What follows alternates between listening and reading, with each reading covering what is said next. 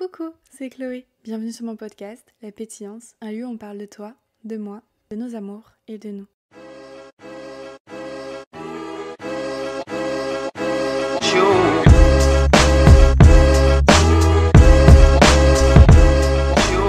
Hello tout le monde, j'espère que vous allez bien. On se retrouve pour un épisode papotage avec mon amie Adriana. Coucou! Coucou. Est-ce que je peux te laisser te présenter? Bien sûr, alors je m'appelle Adriana, j'ai 22 ans, j'habite à Valence, enfin à Tel-Hermitage exactement. Je fais mes études à Lyon et voilà, je suis modèle photo depuis, ça va faire 10 ans cette année. Ouais. Et je vais fêter ça. Et voilà, je sais pas si je peux dire autre chose. Qu'est-ce qui te... Hormis le modeling, qu'est-ce qui te fait vibrer dans la vie? Le voyage. Et ça tombe bien parce que c'est ce dont on va parler aujourd'hui. J'ai proposé à Adriana qu'on aborde le thème de voyager seule parce qu'on a tous les deux une expérience à ce sujet-là. Et elle a accepté. Ouais, c'est un sujet intéressant. C'est un sujet intéressant et c'est vrai que pour toutes ces personnes qui vont être amenées à faire des Erasmus ou juste qui vont prendre l'initiative de partir seules à l'étranger pour un certain laps de temps, peut-être que vous y trouverez des tips ou en tout cas des expériences de vie qui vous serviront, en tout cas on l'espère. Donc est-ce que tu veux aborder toi ton expérience un peu en première et je le fais après? Oui, avec plaisir. Alors, moi je suis partie toute seule en 2018 via mes études. Parce que j'avais fait un BTS commerce international. Et du coup, pour valider ta première année, il faut que tu partes 3 mois à l'étranger. Et en fait, moi, j'ai toujours voulu partir seule, mais je suis un peu une trouillarde, je dois l'avouer. Et moi, si on me force pas, ou si c'est pas quelque chose d'encadré, c'est vrai que ça fait toujours un peu peur. Et là, j'avais pas le choix. Pour valider mon année, j'étais obligée de partir. Et ça m'a donné des ailes, on va dire, à mes 18 ans. Du coup, je suis partie à Londres. Et c'était incroyable. Alors, j'ai eu très peur au début, forcément. Surtout que j'étais à peine majeure. Et moi, j'ai une relation très fusionnelle et passionnelle avec ma maman. Et ça a été assez compliqué pour elle, comme pour moi, de me laisser partir. Après, j'avais fait exprès de ne pas choisir une destination trop lointaine pour qu'elle vienne me voir. J'ai ma meilleure amie aussi qui est venue me voir. Enfin voilà, j'avais quand même des proches et voilà, donc c'était... Je m'en souviendrai toute ma vie du moment où j'ai dû la quitter. Je la voyais et en fait elle s'est effondrée en larmes et elle pensait que je la voyais pas. Donc là c'était assez triste.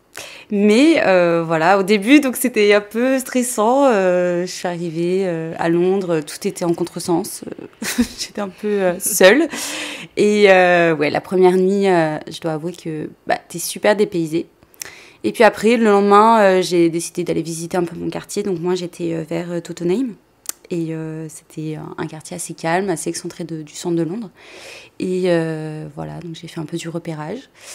Et tout de suite, je me suis sentie très à l'aise parce que c'est une ville... pour moi, c'est une des villes les plus... Je sais pas, les plus dynamiques, les plus... Elle est rassurante et elle est, je sais pas, Londres, ça me faisait vibrer et ça faisait très longtemps que je voulais y aller et c'était une super expérience.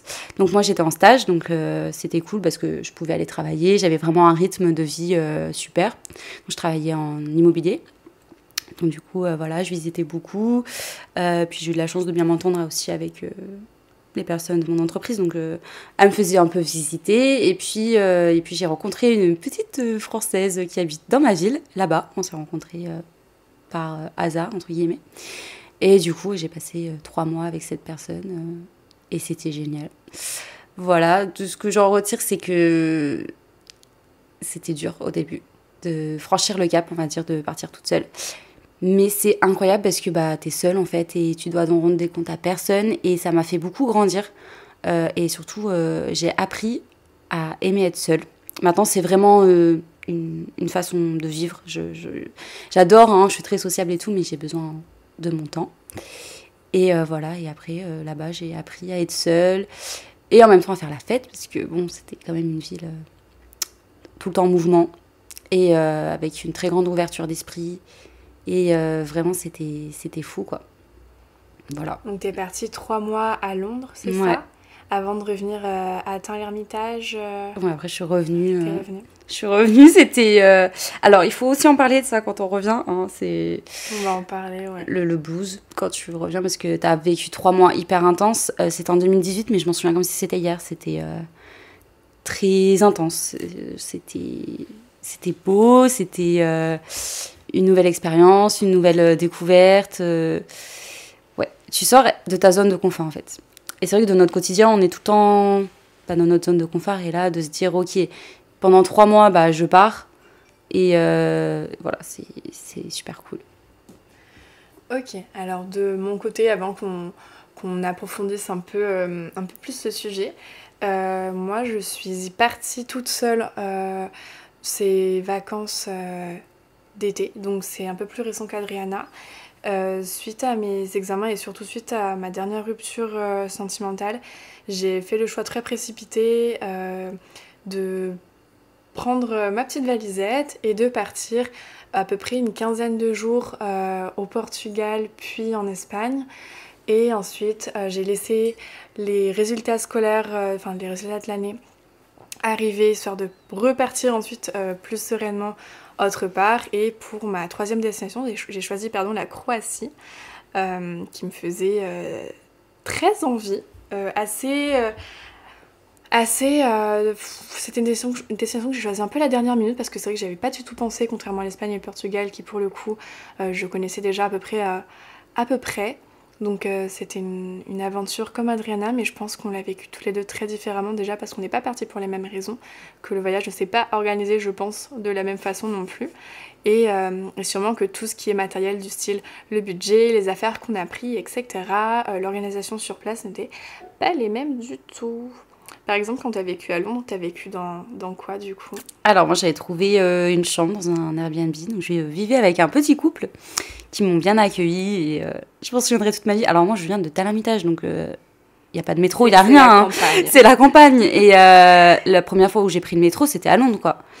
Donc, en fait, l'hôte chez qui j'étais m'a posé dans le métro. Et là, j'ai eu les larmes aux yeux. Un peu paniquée. Mais non, moi, je vivais là-bas. Du coup, j'avais un super bel appartement dans les maisons typiques anglaises. C'était super chouette. Après, niveau budget, etc., vu que c'était en partie dû à ma scolarité, j'avais les bourses, j'avais Erasmus, j'avais voilà, les bourses de l'État, etc., qui t'aident à partir. Et t'as fait comment pour trouver ton logement, si jamais ça sur Airbnb. Ok, directement Airbnb, sur Airbnb. Voilà, donc moi j'avais déjà les bases de l'anglais, donc j'avais envoyé des messages en expliquant pourquoi je venais. Et voilà, non, ça s'est super bien passé. T'es restée dans ton logement l'entièreté de ton séjour, t'as pas changé? Non, j'ai pas changé. Okay. Justement, je voulais quelque chose de très cosy pour me sentir à la maison, parce que bon, j'étais encore jeune et je voulais... C'est difficile de quitter la maison familiale aussi. Exactement, donc, moi chez moi c'est vraiment mon cocon. Et voilà, c'est vraiment une zone, sortir de sa zone, quoi. Et, il fallait vraiment quelque chose qui me plaise. Et j'ai vraiment pris du temps à parler avec le monsieur. Voir aussi si j'allais pas tomber avec des psychopathes, parce que j'avais un peu peur aussi de ça. Mais non, en vrai, ça s'est super bien passé. J'ai même ma meilleure amie, du coup, qui a dormi là-bas. Et non, franchement, c'était la fête. C'était trop bien. De mon côté, j'ai pris quasiment que des auberges jeunesse. Comment ça s'appelle? Je sais plus comment ça s'appelle. Ah si, ça se dit des hostels en Croatie, partout où je suis allée en fait. Je me suis juste accordé un petit plus de confort à la fin de mon séjour en Croatie quand j'étais à Dubrovnik, où là j'ai pris un Airbnb, mais c'est vrai que j'étais sinon exclusivement en auberge jeunesse que j'ai trouvé sur booking.com. Donc voilà, au niveau de ce budget-là, je vais être très honnête, je n'ai absolument pour ma part rien financé, ça venait entièrement de mes parents et de quelques babysitting. Et j'avais vraiment envie d'aventure, donc je me suis pas aventurée dans des choses très luxueuses. Je pense que j'ai fait plutôt minimal, avec quand même tout ce qu'il fallait à proximité, histoire de m'éviter tout problème ou quoi que ce soit. Mais voilà. Donc pour ceux qui sont assez fervents de dépaysement, de sortir justement à l'inverse d'Adriana peut-être de ce confort de la maison. Je pense qu'une auberge jeunesse où on a un minima d'intimité, parce que finalement tout ce qui est douche, sanitaire, etc., tout est en commun. On dort aussi dans des dortoirs qui peuvent être mixtes. Moi j'ai fait dortoir de nana et dortoir mixte. Et ben ça nous pousse un peu parfois à prendre sur soi aussi, donc c'était absolument tout ce que je n'avais jamais vécu avant. Et c'était bien? Et bien ce que j'en tire, c'était que pour quelques jours, franchement, c'était très chouette. J'ai pu rencontrer des personnes incroyables avec qui j'ai passé soit une bonne partie de mon séjour. Ça a été le cas par exemple d'un groupe de garçons qui venaient du Canada, qui étaient en Europe pour quelques temps. Et c'était enfin le Canada, la partie anglophone. J'ai également rencontré Fiona, qui est devenue une très bonne copine en fait, qui vient de la partie suisse-allemande, qui est comme moi venue après de la précipitation des émotions négatives au Portugal. On s'est rencontrés là-bas et on s'est rejoints ensuite en Croatie. Donc pour ce qui est du fait de faire des rencontres, on est amené à être constamment avec quelqu'un. Donc naturellement qu'on en vient à parler avec les gens, à partager des moments avec eux, ou eux viennent en tout cas vers nous. Et puis pour parler anglais, je suis comme toi très à l'aise avec la langue, donc ça n'a fait que finalement approfondir, je pense, mon niveau d'anglais qui était déjà plutôt bon. Et voilà. Petit bémol avec les auberges jeunesse, c'est que parfois la propreté, c'est pas trop ça. Donc, bon. Mais pour quelques jours, on peut prendre sur soi et tester un peu le camping un peu de luxe, parce que bon, c'est quand même un camping un peu de luxe. Mais voilà. Non, mais je pense que c'est bien. Après, pour les personnes... moi, je sais que ce qui me freinerait, je pense, de partir toute seule, c'est le fait de se retrouver seule tout le temps. Mais les gens viennent vers toi et forcément quand t'es seule t'es plus ouvert. Après ça dépend dans quel pays vous allez, mais globalement je pense que c'est partout pareil. Et puis c'est vrai que pour les personnes qui sont désireuses de partir seules mais qui ont peut-être la crainte de vraiment se retrouver seules, le sentiment d'être seule, l'avantage d'être dans une auberge de jeunesse, c'est que justement chaque instant de vie, les plus minimes soient-ils, vous les partagez en compagnie d'autres personnes. Donc finalement le lien se crée plutôt très naturellement sans chercher en fait à aller vers quelqu'un ou quoi. Tout est partagé en fait. Puis il y en a plusieurs, les auberges de jeunesse, il y a énormément de personnes qui viennent seules et qui justement viennent vers les autres. C'est une autre façon de voyager. C'est vrai. Au niveau du budget, du coup, ça a été beaucoup pris en charge par des bourses, tu m'as dit. Oui, mais exactement. Est-ce que toi, sur place, tu as senti que tu as fait... En plus, Londres, c'est quand même assez cher. C'est la ville européenne la plus chère. Voilà. Et je sortais beaucoup. Mais non, vraiment, c'était cher. C'était cher, sachant qu'en plus, je payais de mémoire ma chambre. Je la payais 800 € par mois. Ok. Et tu avais du coup ta chambre et ensuite tout était en commun. Espaces en commun. Exactement. Okay. Mais c'était quand même un très bel appartement. J'étais dans un quartier, voilà. Moi, je voulais du safe. Je voulais pouvoir entrer le soir toute seule sans avoir cette peur, cette boule au ventre. Alors, j'essayais quand même de rentrer le moins souvent seule dans la nuit. Ouais. Mais voilà, ça m'est déjà arrivé et j'ai jamais eu de soucis. On va parler du côté sécu après. Exactement, quand t'es une femme surtout. Surtout. Mais non, voilà, moi j'avais fait exprès.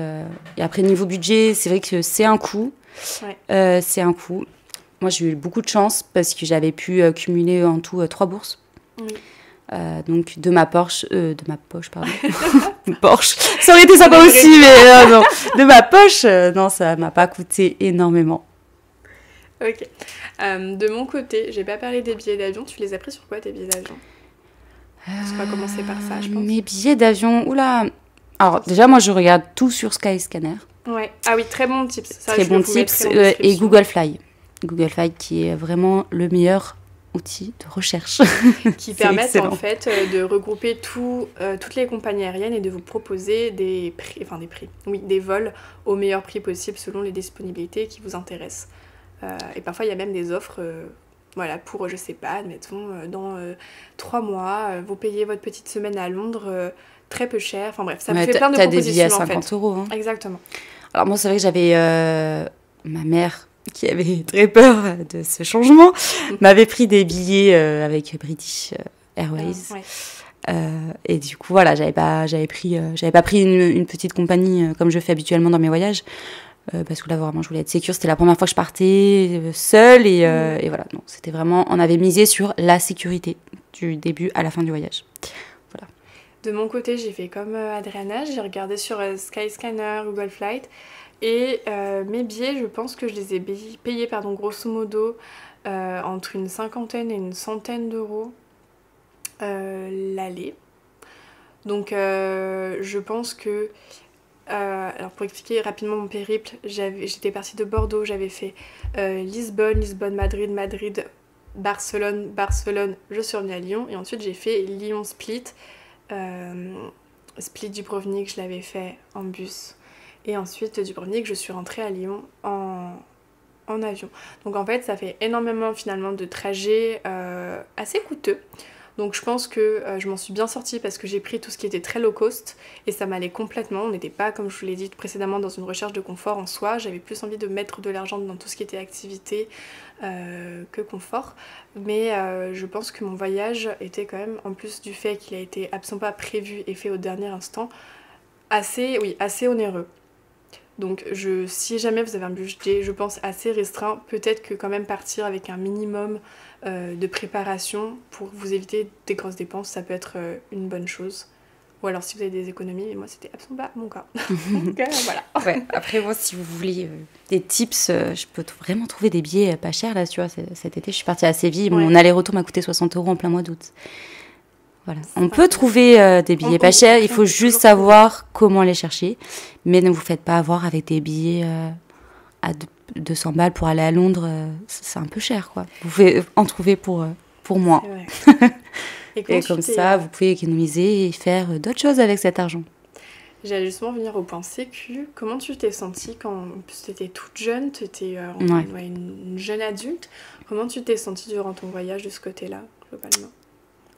Justement, en fait, j'étais entourée de gens bienveillants. Et à Londres, je pense que j'ai vécu cette expérience de la façon la plus saine possible parce que c'était à Londres.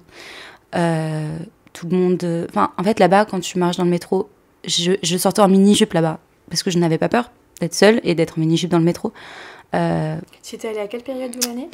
En plus, j'ai eu énormément de chance. Je suis partie de, je sais pas, le printemps, on va dire... de mai à juillet à peu près. Ah oui, j'ai eu que 2 jours de pluie. 2 jours de pluie. C'était la seule période, tous les Londoniens étaient choqués de ce temps.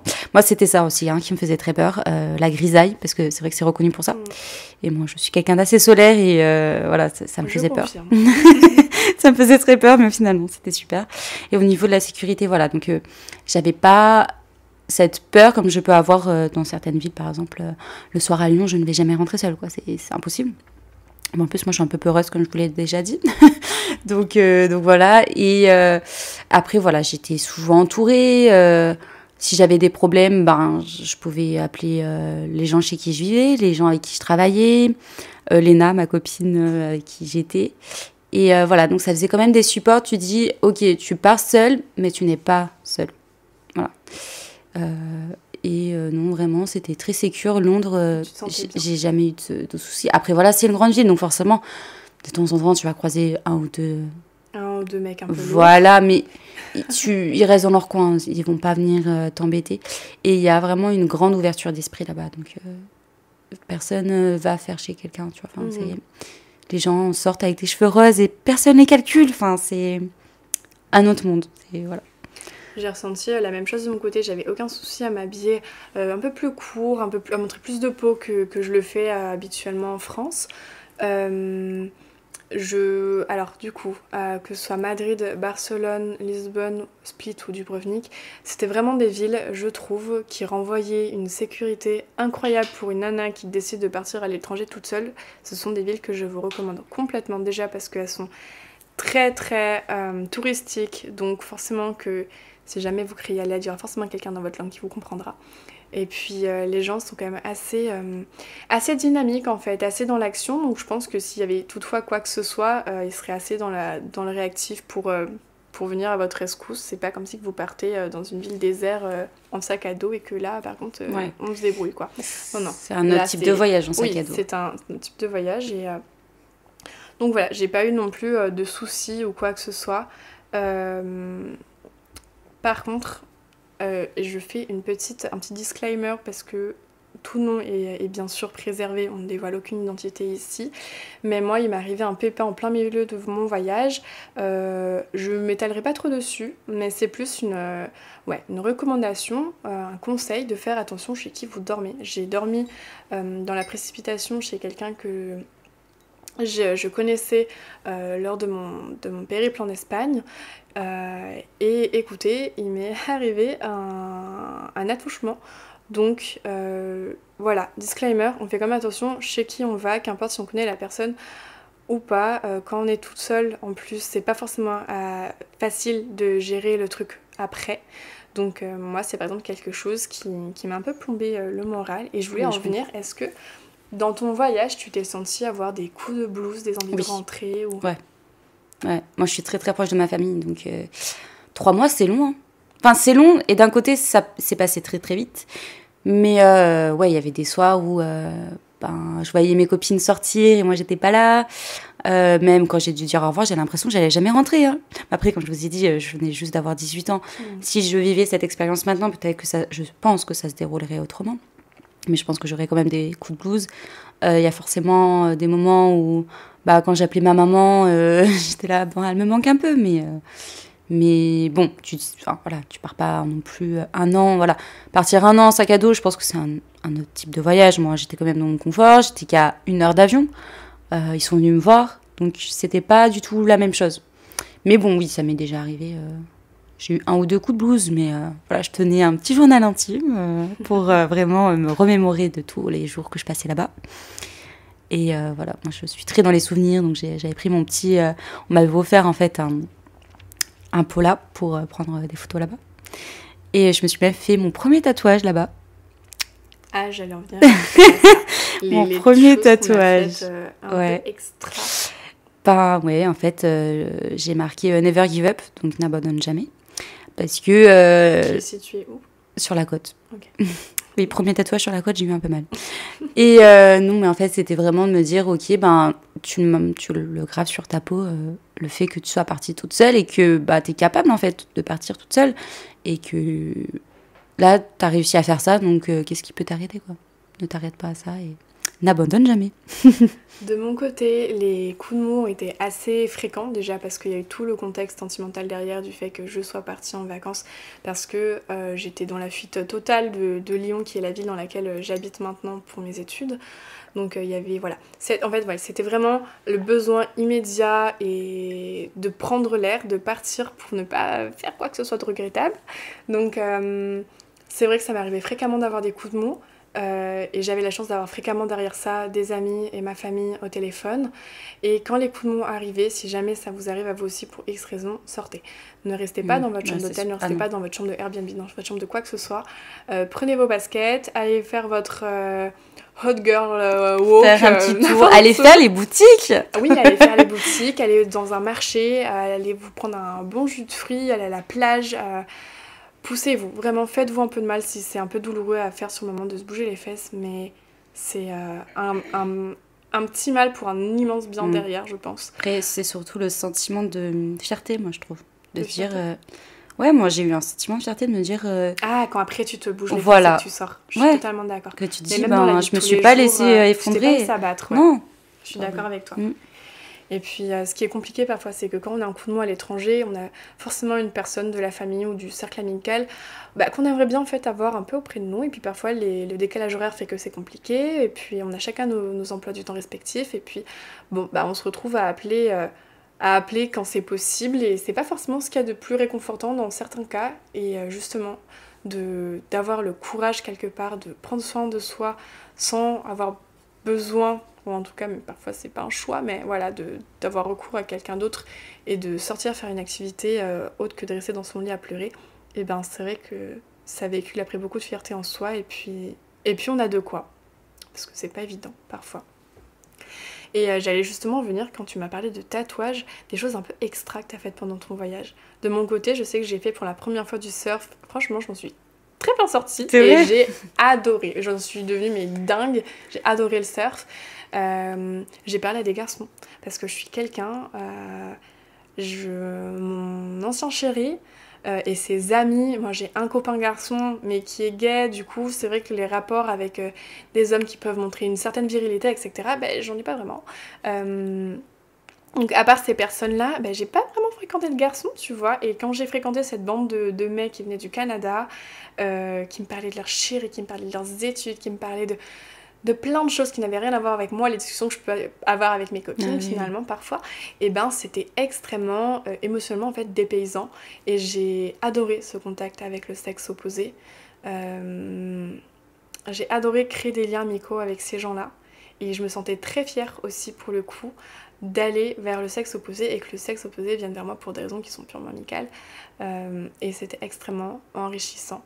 Donc tu me diras toi ce que tu as vécu en dehors de ton tatouage, mais je trouve que le voyage, et surtout le voyage seul, ça te pousse à t'aventurer dans des hors de tes zones de confort de vie parfois aussi, et c'est extrêmement enrichissant, et on s'en sort toujours avec ce petit truc de peps en mode oh, purée j'ai fait ça, je suis fière de moi, je suis contente, j'aurais des choses à raconter vraiment palpitantes.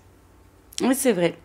Alors moi seule, enfin à Londres, il n'y a pas quelque chose qui me vient comme ça. Moi, c'est plus en général dans le voyage, tu vois, où je vais faire des choses que je fais pas habituellement. Enfin, par exemple, je vais faire du trek ou escalader un volcan alors que je déteste marcher. Enfin voilà, en fait, moi, c'est vraiment le voyage en lui-même qui me fait... Enfin, en fait, je me dis, bah, t'y es, donc vas-y, fais-toi à fond.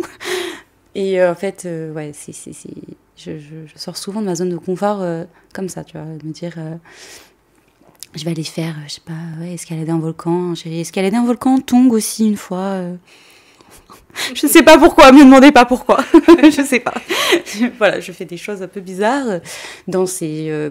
Voilà, en fait, il y a aussi le fait de connaître personne et se dire, ok, bah là, personne ne va me juger. Et puis même si on me juge, ces gens-là, je vais pas forcément les revoir, donc tu peux vraiment te lâcher. Et ça, c'est super cool.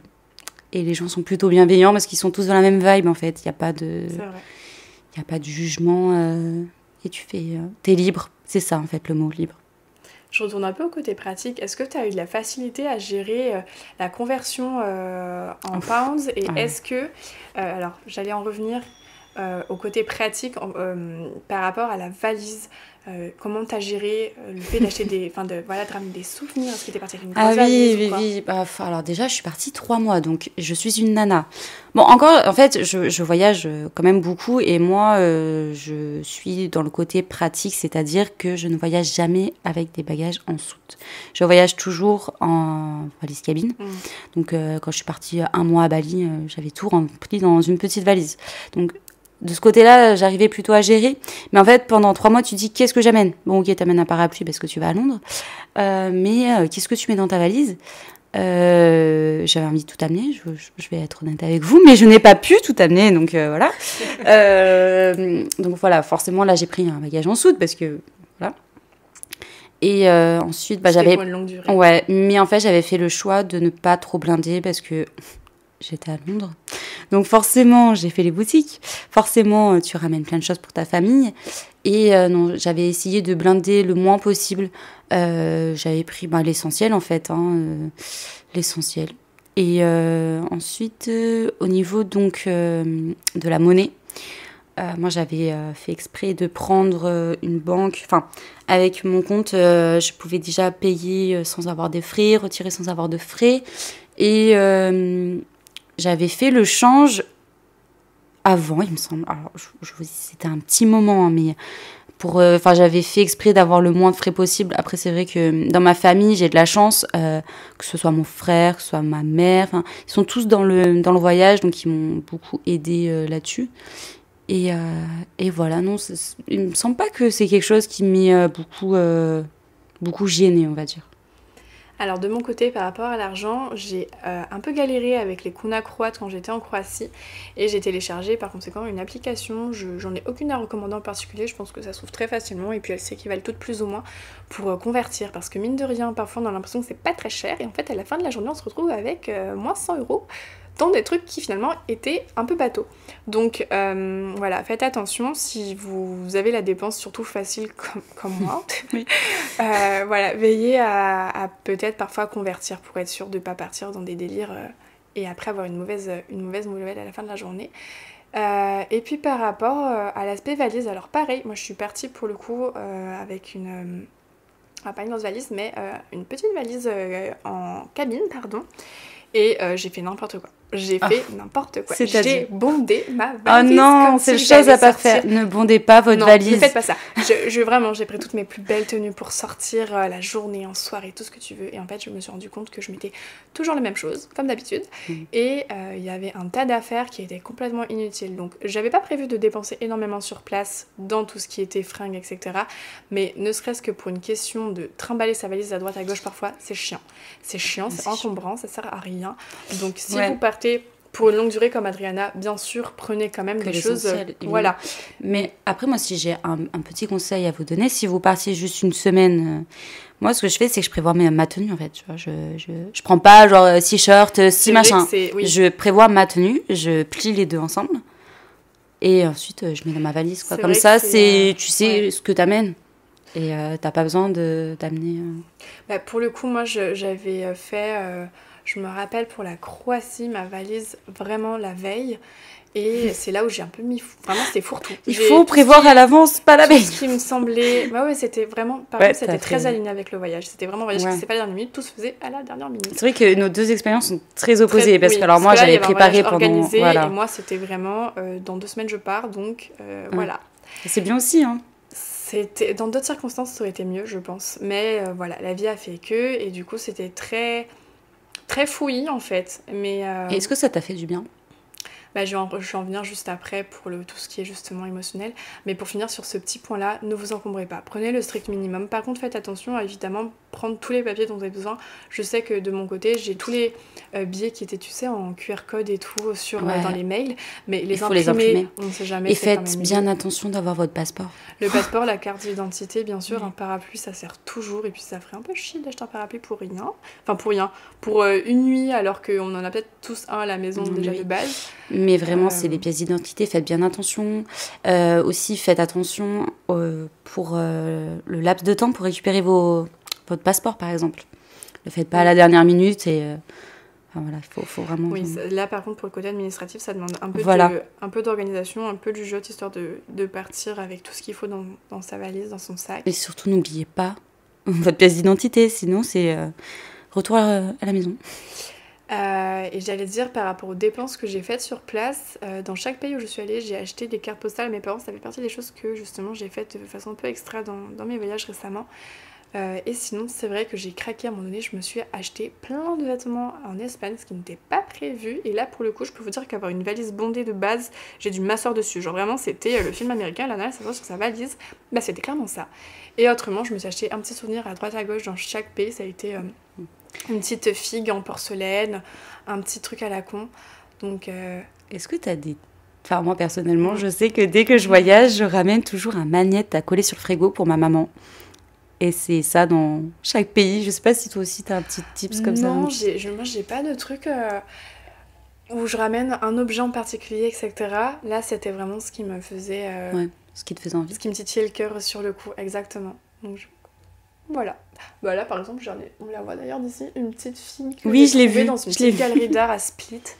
Donc, c'est bien, j'adore ramener des souvenirs de l'étranger parce que tu te dis... Bah voilà, ça a une histoire. Et puis ça fait plus sens parfois que des vêtements. Mais c'est chouette d'avoir des nouveaux vêtements. Mais ils ont une empreinte différente, je trouve, dans la symbolique du voyage. Et pour en revenir à ta question, est-ce que ça m'a fait du bien ? Je te laisse y répondre parce que j'ai beaucoup parlé. Et j'y réponds après.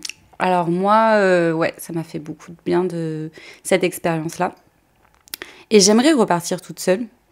C'est vrai que par contre si je pars ce serait de façon organisée. Enfin, je suis pas le genre de personne à partir avec son sac à dos et je trouve que ces personnes ont extrêmement de courage et je trouve ça fascinant, mais je suis une trouillarde. Donc non, ce sera pas mon délire. Mais repartir seule, j'aimerais beaucoup. Mais ce serait plus... alors, je suis aussi partie seule avec une association. J'ai fait un service civique. Je suis partie au Maroc pour un chantier humanitaire sur le thème de l'environnement. Et voilà, moi, ça serait plutôt ce genre de choses, un peu encadré. Voilà, j'aime bien ça. Et je trouve que vraiment, ça fait vraiment du bien. Après, je suis de nature assez solitaire, donc ça me dérange pas de partir seule, au contraire. Et vraiment, ça m'a ouvert les yeux. Et je pense que quand t'es jeune, c'est à ce moment-là où tu te forges. C'est à ce moment-là où ton ouverture d'esprit et ta curiosité est au max, je trouve. Et j'ai toujours eu cette passion pour le voyage, mais de partir seule, je me suis dit, waouh, c'est fou quand même. Genre, c'est grave bien. Puis tu fais tout en plein de rencontres. Enfin, voilà, j'ai des amis pour la vie maintenant et ouais, ça m'a fait beaucoup de bien. Et partir en backpack avec d'autres personnes, tu pourrais? Ou au moins une autre personne? Ouais, je pense que ça serait une expérience super cool. Après, bien choisir avec qui tu pars. Oui. Parce que, voilà, quand là, on a parlé de voyager seul, mais voyager à plusieurs, c'est autre chose aussi. Hein. Faut bien partir avec les bonnes personnes parce que ton voyage peut prendre un autre tournant. Mais voilà, pourquoi pas en vrai? Moi, j'aimerais bien. Je suis un peu partie, j'avais rejoint mon ex à Bali toute seule aussi. Et moi, j'ai toujours des problèmes avec les avions. Je suis restée bloquée 8 heures en Turquie, c'était sympa. Mais voilà, tu vois, rejoindre... Enfin, moi, j'ai toujours eu cette petite envie d'aventure et moi, j'adore ça. De mon côté, est-ce que ça m'a fait du bien? Oui et non. En fait, le voyage, comme je l'ai dit tout à l'heure, c'était tellement une fuite finalement dans ce qui était ma réalité, mon quotidien, donc le cœur en miettes, l'esprit en vrac, je ne mangeais plus, je ne me douchais plus, je ne faisais plus rien de ma vie à part pleurer. Donc si vous voulez, oui, sur le moment ça m'a fait du bien, mais malgré les coups de mou, le fait de changer d'air, de découvrir une autre culture, mine de rien, un autre langage, ouais, c'était façon de partir, c'était clairement penser à moi. Rencontrer une nouvelle personne, tout ce que vous voulez, oui, ça fait du bien instantanément. Mais après, le retour à Lyon était tellement compliqué. Le retour tout court. Le retour tout court, que je me suis dit, purée, je suis partie, finalement j'ai l'impression que ça a duré 3 secondes, je reviens, je retourne dans mes souvenirs, dans mes odeurs, dans tout ce que vous voulez, tout ce que j'ai laissé là, dans ma précipitation. Donc là, c'était compliqué. Et une fois que je suis rentrée, il a fallu mettre en place très vite des activités de façon vraiment constante, des choses qui me permettaient d'avoir l'esprit tout le temps stimulé pour éviter de retomber dans ce truc de « en fait, je suis là où je suis ». Ouais. Et je suis plus dans cet ailleurs qui sur le moment était très confortable. Donc ça m'a fait du bien. Oui, d'un point de vue personnel, c'était extrêmement enrichissant, bien sûr. On parle quand même de voyage. Mais dans le fond du fond, c'était compliqué. D'accord. Mais toutes les personnes que tu interrogeras qui sont parties en Erasmus, surtout ceux qui partent en Erasmus parce que tu es constamment avec des gens, tu es constamment en train de faire des choses folles. Et quand tu reviens... En fait, quand tu reviens, le premier jour, t'es super excitée de retourner chez toi, de revoir ta famille, revoir tes amis. Ça dure peut-être 2 jours. Et puis après, t'as le coup de blues, en fait, de te dire, j'ai vécu ça. En fait, tu prends recul de tout ce qui s'est passé et tu te dis, waouh. Et le fait, alors moi, j'ai un problème là-dessus, mais le fait que ce soit passé et que tu te dis, oh là là, c'est passé, quoi, c'est plus présent. Et ça, c'est assez... Ouais, le retour à la réalité est assez brutal, des fois. C'est vrai. C'est pour ça que moi, si j'avais un petit conseil à vous donner, ce serait quand même de profiter de chaque instant de ce voyage-là que vous ferez peut-être ou que vous faites actuellement. Le temps passe vite et c'est vrai que ce genre d'opportunité de partir à l'aventure seul avec un backpack ou une valisette remplie de fringues pour faire la fête que vous ne mettrez jamais, dans tous les cas, profitez, vraiment. Savourez chaque seconde parce qu'on n'a pas... C'est pas quelque chose qu'on fait tous les 4 matins, au contraire. Donc... Et puis mine de rien, très peu de gens le font. J'ai rencontré très peu de personnes qui sont parties seules. C'est vrai. Après le voyage en soi, il y a beaucoup de personnes qui maintenant le font. Mais partir seule, c'est vrai que c'est un autre mindset. Je trouve que ça suscite vachement, tu sais, les gens à qui j'en ai parlé, à qui j'ai dit « Ah, je suis partie toute seule et tout, cet été. » Et ben ils sont « Waouh, t'es partie seule, c'est dingue, t'es nana, t'es partie avec ta petite valisette. » Ouais, c'est vrai. C'est vrai, parce que ça fait peur. Parce que ça fait peur. Ça fait peur. Est-ce que tu aurais des conseils justement pour se jeter à l'eau et faire ce voyage? On aurait peut-être envie depuis longtemps ou pas longtemps d'ailleurs.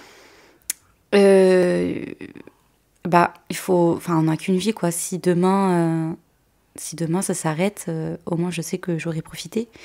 Et je pense que, personnellement, je me suis mis un coup de pied au cul en mode j'ai pas le choix de toute façon.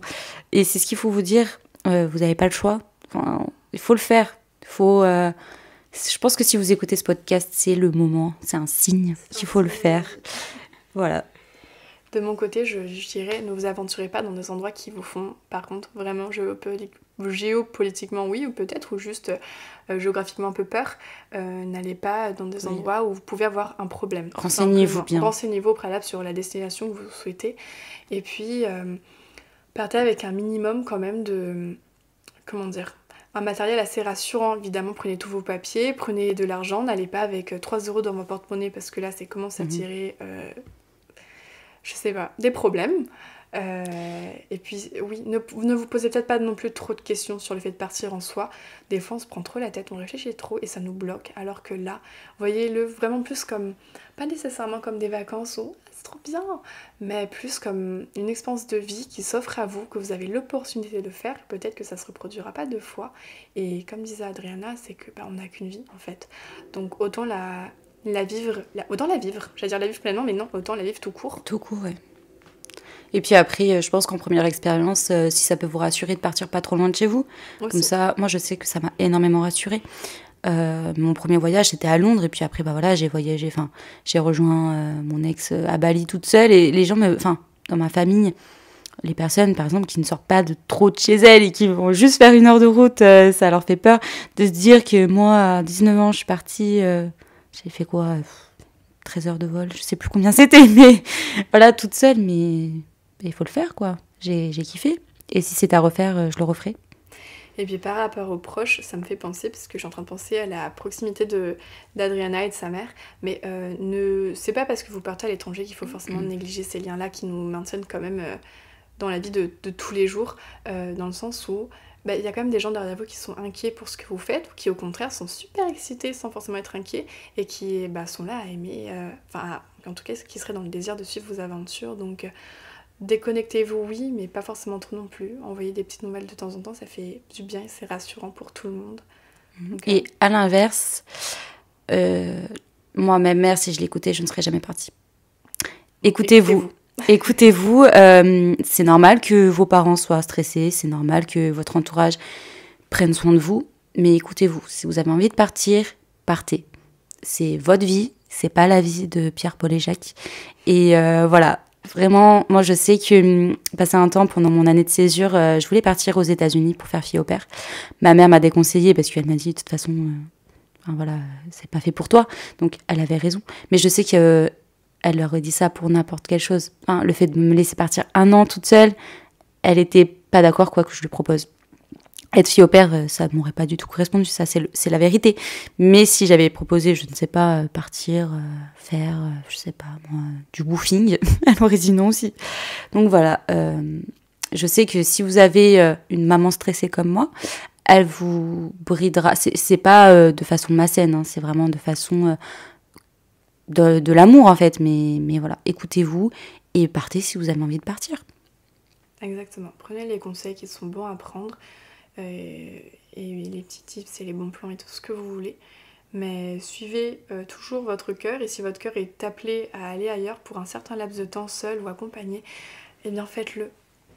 Et renseignez-vous si vous avez envie de partir pour travailler, tu sais maintenant tu peux partir tout frais payé, voilà, il existe plein de sites comme ça, donc essayez de vous renseigner, peut-être que ça peut vous rassurer de partir pour une cause. Avec un certain cadre autour, ouais. Je suis d'accord. Après, vous pouvez très bien partir avec votre sac à dos. Hein. Tout est possible. J'ai l'impression qu'on est en train de donner une permission. Non, mais oui. Ne faites pas. Non, mais oui.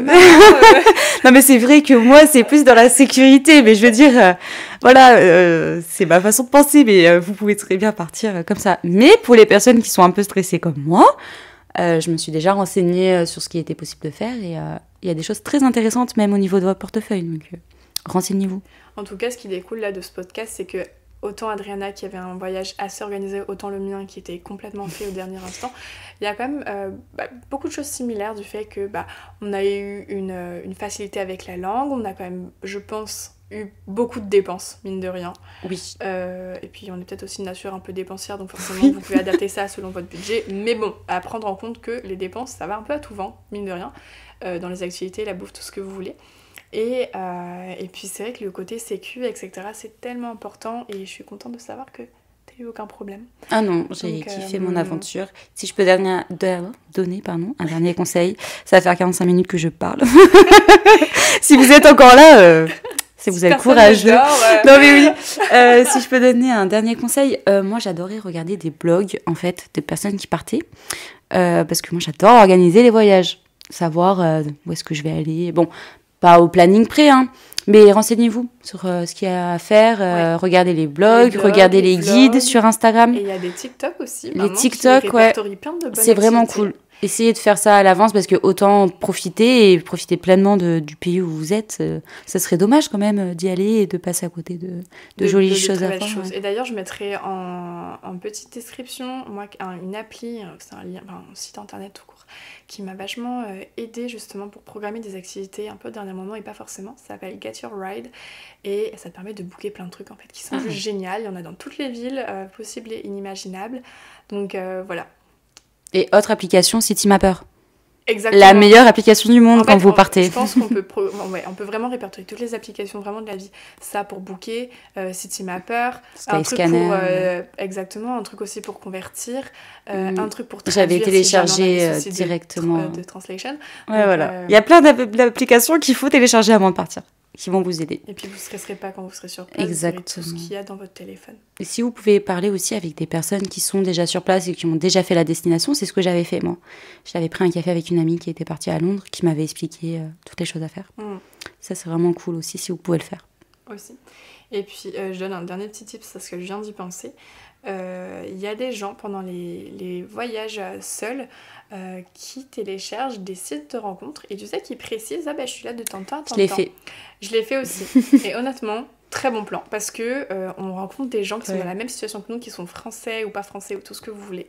Et c'est trop chouette pour faire des rencontres quand vous êtes par exemple hors auberge de jeunesse, pas amené forcément à aller vers des gens parce que ça ne fait pas forcément partie de votre nature, vous êtes un peu shy, mais voilà, très bon plan aussi. Je vais pas mettre Tinder en barre de recherche, enfin en barre de recherche. Moi j'avais mis Apple, j'avais mis Tinder, j'avais tout mis, et puis ça m'envoyait des oui baguettes, avec j'étais une petite Frenchie, mais c'était sympa.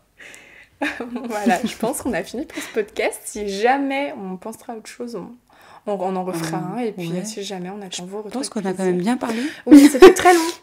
C'est le plus long que j'ai fait jusque-là. Ouais, je pense que franchement, si vous écoutez encore, en tout cas, on a hâte d'avoir vos retours. Ouais. Gros bisous, prenez soin de vous. 47 minutes.